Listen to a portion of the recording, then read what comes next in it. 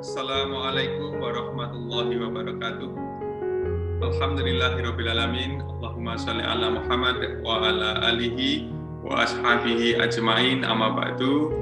Alhamdulillah kita bisa berkumpul pada sore hari ini dalam acara kajian Ramadan menjelang buka puasa.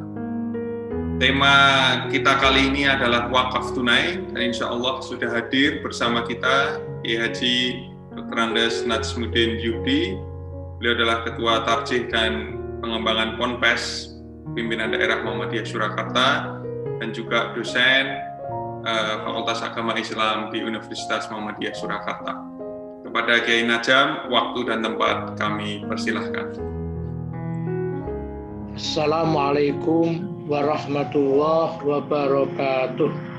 Waalaikumsalam warahmatullahi wabarakatuh. Alhamdulillahirabbil alamin. Wassalatu wassalamu ala asyrafil anbiya wal mursalin wa ala alihi wa sahbihi ajma'in wa ba'du.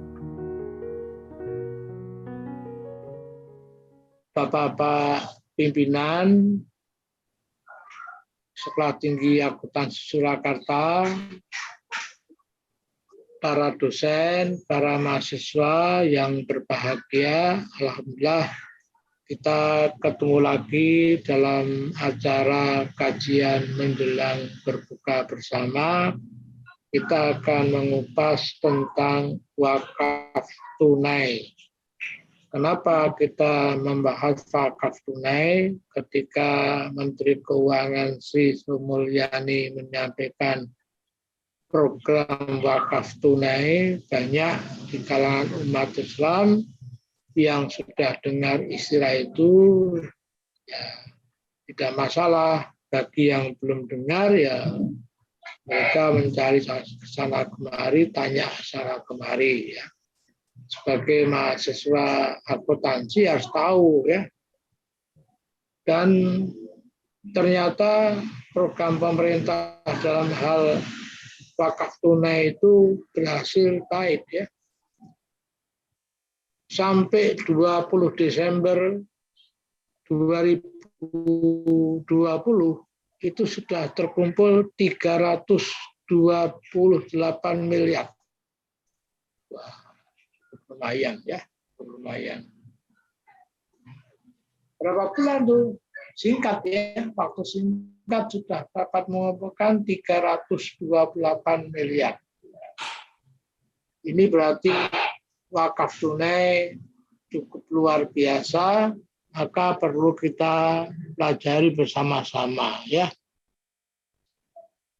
Yang pertama yaitu kita ingin mengetahui bahwa ibadah atau agama Islam itu terdiri dari 3, ya.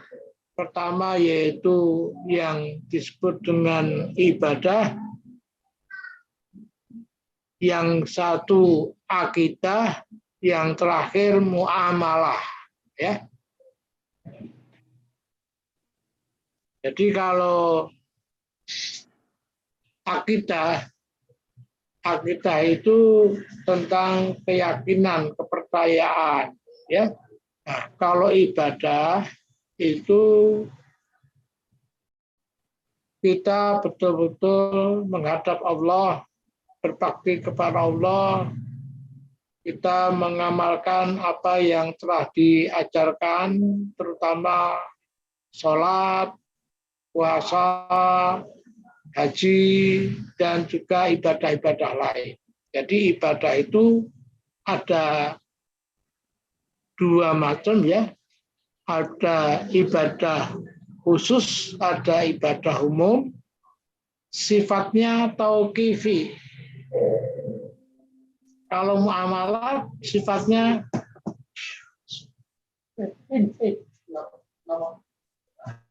ta'akuli. Jadi kalau tauqifi itu artinya apa? Stop, berhenti.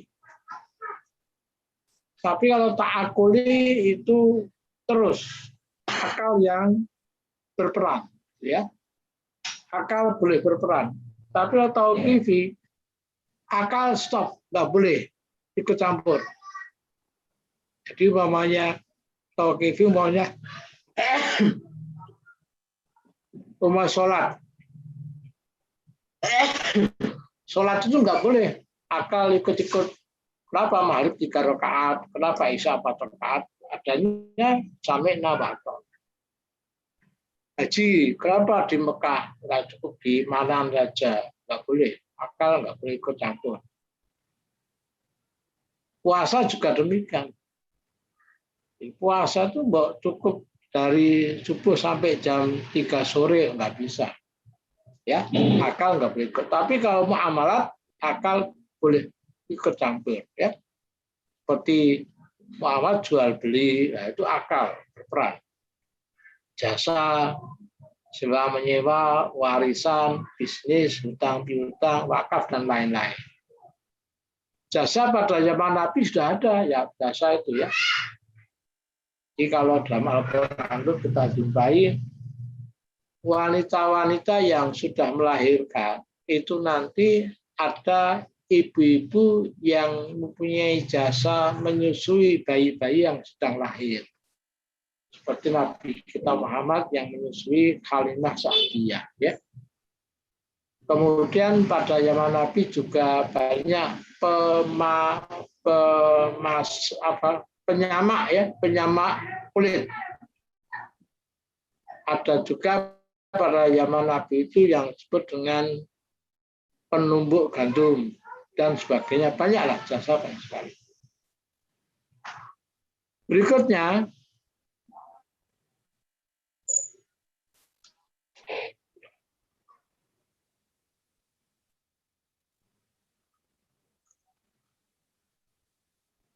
ya, wakaf. Wakaf ini dari bahasa Arab al-waqfu. Artinya berhenti. Ya, berhenti. Artinya kalau orang itu mewakafkan hartanya, tanahnya umpamanya ya, maka berhentilah, hak miliknya berhenti. Al-habsu. Nah, ini B ya, bukan K ya. Al-habsu. Al-habsu artinya apa? Menahan. Jadi kalau sudah mewakafkan kebunnya kepada umat Islam, maka dia sudah menahan dirinya untuk memanfaatkan, ya, menahan tidak membeli, tidak menjual, menahan tidak mewariskan, menahan tidak memberikan pada orang lain. Itu namanya al-habsu. Tapi al-waqfu itu sinonimnya al-habsu, ya, al-habsu. Al-habsu ini nggak terkenal ya, nggak terkenal. Hanya di Maroko yang masih menggunakan istilah al-habsu. Kemudian apa yang disebut dengan wakaf itu? Wakaf yaitu perbuatan hukum seorang wakif untuk menyerahkan sebagian hartanya kepada umat Islam untuk kepentingan umum, baik itu untuk ibadah maupun untuk sosial, baik dalam jangka waktu tertentu atau selamanya. Jadi kalau melihat undang-undang wakaf itu ada 2, undang-undang tahun 2004 dan undang-undang sebelum tahun 2004. Kalau bedanya apa? Kalau sebelum 2004 wakaf itu selama-lamanya. Tapi tahun 2004 ada undang-undang yang menyatakan wakaf itu 2 macam. Bisa dalam jangka waktu tertentu atau selama-lamanya. Jadi kalau ada orang punya tanah dekat dengan SMP Muhammadiyah, umpamanya, kemudian dia ingin mewakafkan tanahnya, saya wakafkan tanah saya ini untuk penitipan sepeda selama 10 tahun. Nah, boleh, ya, boleh. Menurut Undang-Undang Wakaf 2004.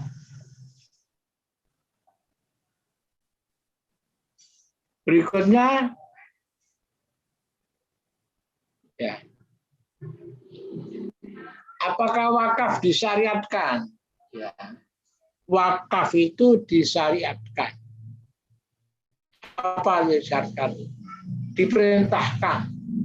Menurut diperintahkan oleh Allah atau Rasulnya. Itu maka pensyariatan.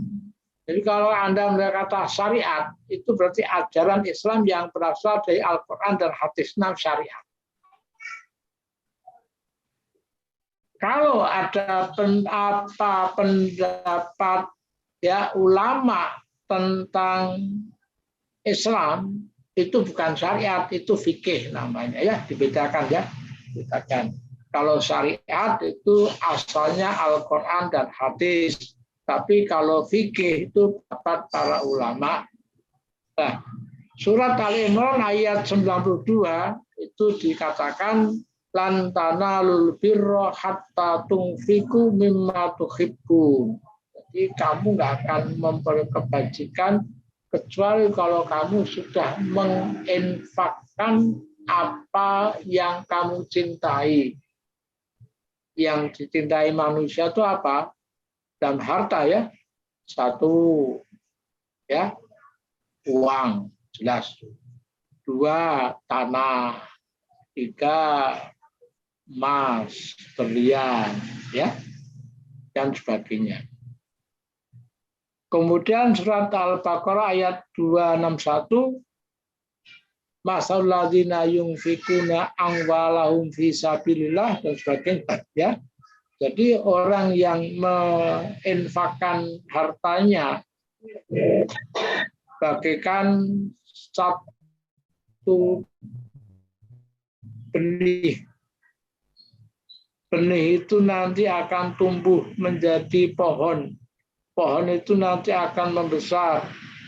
Terdapat 7 tangkai. Setiap tangkai akan ada buah sebanyak 100. Nah, berarti kalau 7 tangkai berarti 700. Satu benih menjadi 700. Itulah orang yang berwakaf. Hadis Nabi, ya. Hadis Nabi tentang apa? Putusnya amal orang yang telah wafat atau meninggal. Jadi kalau orang meninggal, maka kesempatan beramalnya habis. Tapi kalau dia memiliki 3 hal ini, masih berlangsung. Amalnya masih dipakai, diterima. Siapa? Satu, orang yang berwakaf. Orang yang berwakaf, tanahnya umpamanya untuk masjid, masjidnya dipakai untuk sholat. Nah, selama tanah itu dipakai untuk sholat, wah, dia memperoleh pahala yang tidak berhenti. Ya, itu namanya jariyah. Jariyah itu berjalan terus. Yang kedua, anak yang ilmu yang diajarkan, diamalkan dan diajarkan. Selama murid-muridnya itu mempelajari ilmu itu dan mengamalkan, maka gurunya, ustadznya, dosennya akan dapat pahala yang mengalir. Yang ketiga, anak soleh. Jadi kalau anaknya itu soleh, selalu mendoakan, itu nanti orang tuanya akan dapat pahala dari Allah karena apa? Amal soleh dari anak-anaknya. Kemudian hadis dari Khalifah Abu Bakar. Jadi Khalifah Umar, ya, Umar bin Khattab. Khalifah Umar bin Khattab ini menyatakan bahwa dia memperoleh tanah dari pembagian harta rampasan perang, ya. yaitu berupa tanah di Khaybar. Tanah itu sangat subur, ya, tanahnya sangat subur, dan Umar kagum dengan kurma yang betul-betul luar biasa, menyenangkan sekali. Maka Umar kemudian datang ke Nabi, wahai Nabi, kalau saya ingin beramal dari kebun saya, kebun kurma di Khaybar, bagaimana? Nabi menjawab, buahnya kalau nanti sudah berbuah, itu kalau sudah berbuah, buahnya kamu berikan kepada umat yang membutuhkan.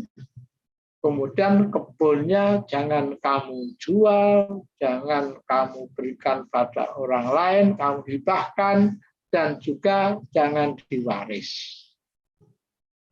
Jadi asal mula wakaf dalam Islam itu wakaf produktif. Wakaf produktif. Tanah yang sudah ada pohon kurmanya tetap dikelola dengan profesional, hasilnya dapat dinikmati oleh umat. Sementara tanahnya nggak boleh berkurang, nggak boleh diwaris, nggak boleh dijual, nggak boleh dihibah. Itu namanya wakaf produktif. Jadi kalau kita sering menjumpai di kampung-kampung itu orang wakaf tanah, banyak pohon-pohonnya, langsung tebangin semuanya pohon-pohonnya. Ya iman-iman ya, karena masih bisa dimanfaatkan untuk masalah umat. Ya, wakaf produktif. Jadi kayak umpamanya wakaf tanah. Tanahnya itu dipakai untuk membuat sekolah. Kemudian sekolahnya maju dengan pesat, akhirnya menghasilkan uang yang bisa membantu umat. Bagus, produktif. Tanah dibuat untuk PKO, PKO-nya menghasilkan uang. Ya, uangnya untuk masalah umat itu sangat bagus sekali. Ya, sangat bagus sekali. Itu namanya wakaf produktif. Ya, lanjut Mas Ibrahim. Unsur wakaf. Unsur wakaf itu pertama yaitu wakif. Wakif itu orang yang mewakafkan. Dua, nadir. Nadir itu pengelola. Pengelola permanen. Ya, pengelola permanen. Biasanya ada berapa orang itu ya? Ada 5 orang, ada 10 orang, tergantung kondisi. Kemudian yang ketiga ikrar. Kalau orang wakaf ikrar. Saya nama Najmuddin, dosen UMS. Dengan ini berikrar menyerahkan tanah saya 200 meter persegi untuk maslahah pesantren tahfidz Quran Muhammadiyah. Namanya ya. Itu namanya apa? Wakaf. Diterangkan untuk apa? Untuk tahfidz Quran umumnya. Untuk pesantren tahfidz Quran. Berapa lama selamanya? Atau 10 tahun atau 15 tahun. Itu tergantung pada kondisi. Jadi ikrar itu dibacakan biasanya depan di KUA ya biasa, atau di depan para nadir ya, para nadir. Diperuntukkan. Nah, diperuntukkan untuk apa wakaf itu? Tadi saya singgung, untuk apa? Saya wakaf tanah 200 meter untuk umpamanya ya, untuk klinik. Klinik.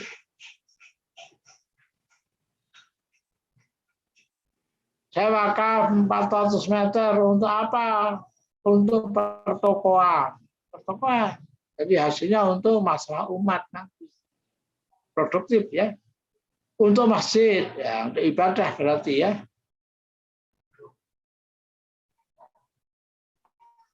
Kemudian berikutnya jangka waktu.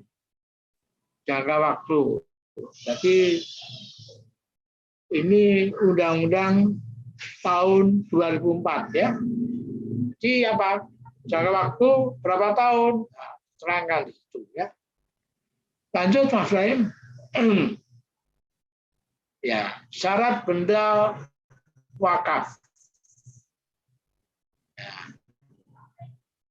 Satu, milik wakif. Hanya ganti i, wakif.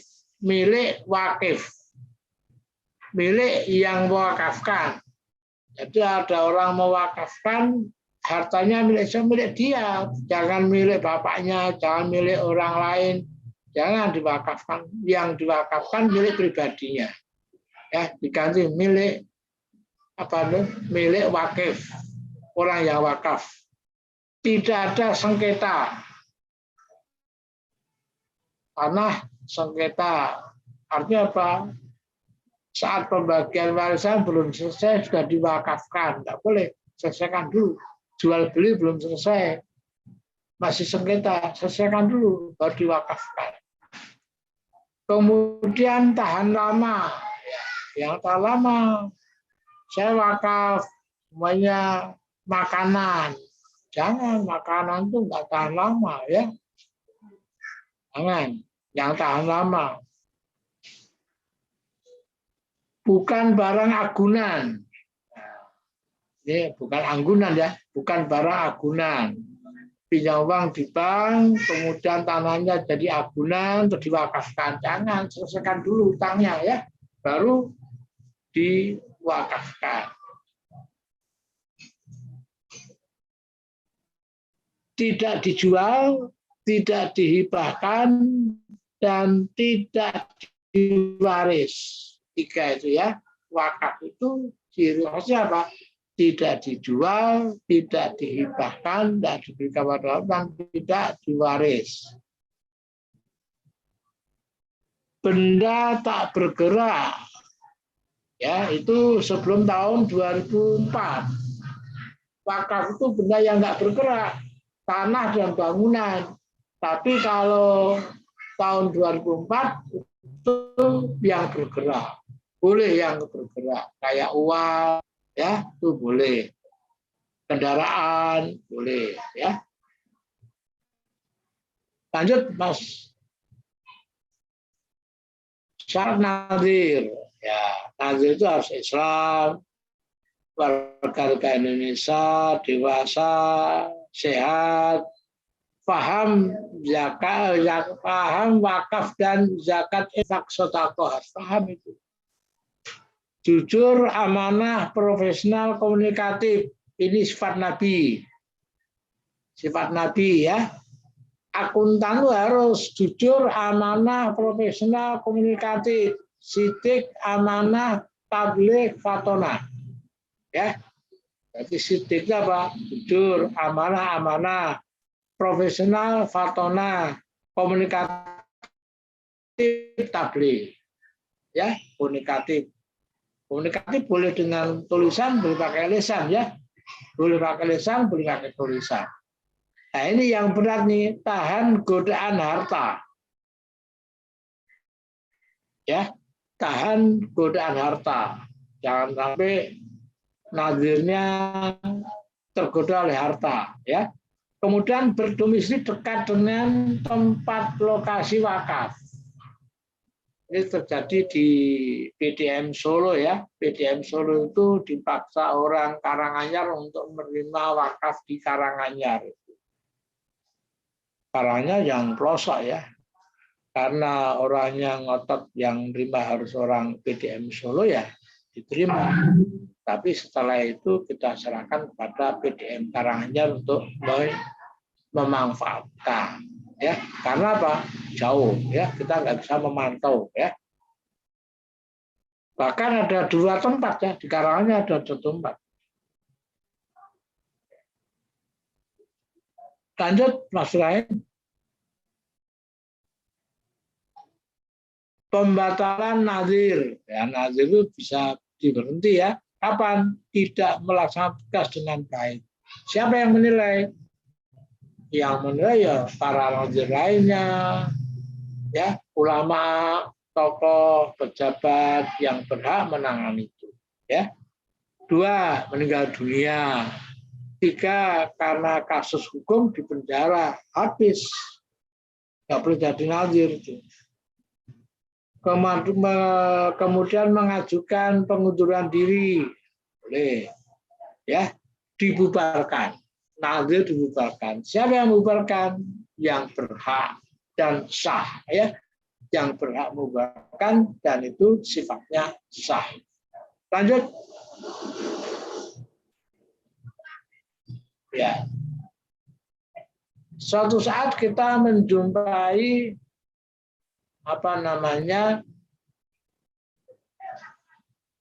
nazir menjual harta wakaf.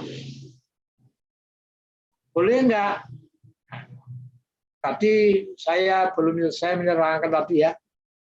Ada muamalat. Muamalat itu sifatnya ta'akuli. Kalau ibadah itu tak tahu TV, apa adanya dikerjakan, nggak boleh doa-doa. Meskipun itu logis, masuk akal dan lebih baik dan sebagainya, lebih ekonomis dan sebagainya, tetap nggak boleh.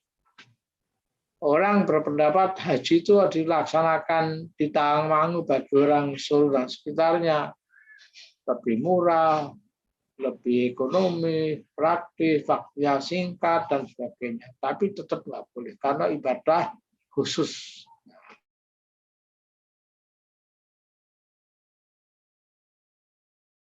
Wakaf nggak boleh dijual. Tapi kalau suatu saat tanahnya itu kegusur pembuatan jalan tol, bagaimana?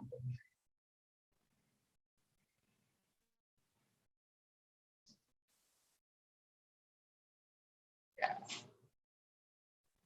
Akhirnya boleh, ya. Kalau kena tol kemudian diganti, ada ganti rugi, ya. Kemudian diberikan tanah lagi untuk membuat masjid yang lain, umpamanya. Ya. Tidak mendatangkan manfaat. Umpamanya dibangun sekolah, ya, sekolah. Taunya Pemkab itu membangun pasar di dekat sekolah itu atau mall, ya, yang besar. Akhirnya terganggulah proses belajar mengajar. Akhirnya mengurangi animo masyarakat untuk studi sana dan sebagainya. Akhirnya dijual, dipindah. Ya, rusak. Ada orang wakaf mobilnya rusak, sudah diperbaiki, dijual aja. Ya, menjual sebagian kecil untuk yang lain boleh. Jadi kalau sebuah wakaf, ya, wakafnya ada 20 namanya, ya, 20. Kemudian 1 dijual agar yang 19 itu dapat open, dapat dimanfaatkan, perlu dana segar. Nah, itulah menjual itu dibolehkan, tapi dengan syarat, ya, dirembuk bareng-bareng antara nazir, ulama, tokoh masyarakat, pejabat pemerintahan yang terkait, ya. Berikutnya, nah ini tadi nih, ya, penyelesaian wakaf dengan musyawarah ini. Nazir, wakif, ulama, tokoh, pejabat pemerintahan, ya. Ini kalau ada kasus yang menjadikan kasus perihal wakaf. Lanjut. Ya. Benda yang diwakafkan. Benda yang diwakafkan itu satu benda tidak bergerak, tanah dan bangunan. Benda yang bergerak, uang, surat berharga, logam dan sebagainya. Ya, banyak sekali. Yang lain silakan lanjut, Mas. Ya. Sasaran wakaf tunai. Jadi wakaf tunai itu ya sama menyerahkan ya hartanya berupa uang secara tunai kepada umat Islam agar dimanfaatkan untuk ibadah atau sosial. Itu aja. Jadi wakaf tunai itu apa? Uang. Wakaf uang. Kenapa? Kesejahteraan pribadi, kesejahteraan keluarga, dan kesejahteraan masyarakat atau bangsa negara. Ya. Jadi kalau pemerintah,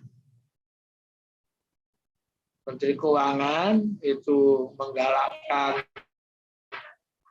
wakaf tunai, ya mestinya untuk ini, untuk kesejahteraan masyarakat, ya, untuk kesejahteraan masyarakat. Coba kita terangkan bedanya apa zakat dengan wakaf tunai. Zakat itu kalau orang menyerahkan uang katakanlah 10 juta untuk zakat ya kepada layismu, kepada badan amil zakat. Maka oleh badan amil zakat uang 10 juta itu langsung dibagikan. Ya, semuanya dibagikan. Tapi kalau orang wakaf tunai, wakaf berupa uang, berapa uangnya? Uangnya adalah umpamanya 100 juta. Uang 100 juta itu tidak boleh dibagikan. Tidak boleh. Harus dijadikan wakaf produktif. Ya, harus jadi wakaf produktif. Ya, harus. Nah, hasil dari wakaf produktif itu baru dibagikan. Ya, nanti kita ada keterangannya. Lanjut Mas Ibrahim. Ya. Manfaat wakaf tunai. Pemilik harta terbatas bisa wakaf.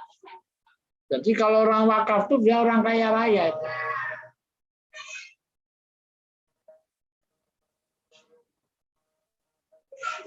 Sudah aja nih ya. Aduh. Iya, Pak Kiai. Ya. Bisa dipelajari sendiri ya, Mas Ibrahim ya. Ya, insya Allah bisa lah. Jadi yang penting wakaf tunai itu beda dengan zakat. Ya. Ya. Yang terakhir Mas Arif, yang terakhir, tolong terakhir, penting sekali itu.